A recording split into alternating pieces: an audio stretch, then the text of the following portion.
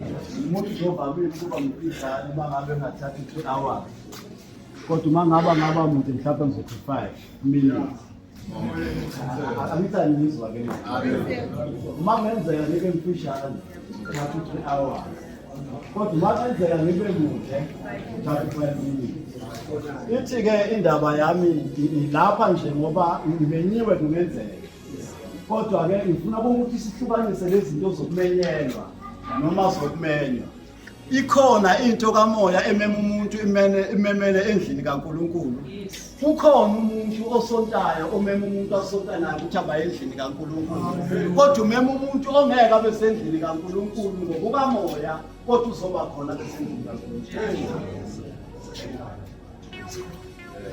Nisenamba zalwane. Engathi lithi iBhayibheli labhaleke khona kahle. Kwafika izwi. Uma lifika kuJona lithi hamba Jona. Uye Ninive. Kodwa alimtsheni ukuthi noma liyakhuluma ukuthi uzofika thola imkhumbi, kodwa alihlukanisi ibuhle noma kwa izakhiwo zemkhumbi. Uma ehamba uJona yebo uzwile.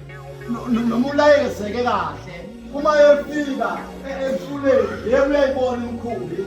Ukhetha umkhumbi ofanelekile ukuthi ungamisa la kufanele aye khona kodwa awuyi la kufanele uye khona. Ngikhona abazalwane. Ngila ekuthenini njengoba iservice isemanje asinabi ngabantu abazele ukubukeka kahle kodwa sizokwenza kahle. Engathi lithi iBhayibheli wathi masefike emkhunjini wagibela umkhumbi omuhle kodwa umkhumbi omuhle awuyi ku destination mphathi la thunyelwe khona. Engathi uNkulunkulu esikhathini esiningi uma esebenza usebenzisa izinto ezothi mayingena lapha eminyango nithi ayikhona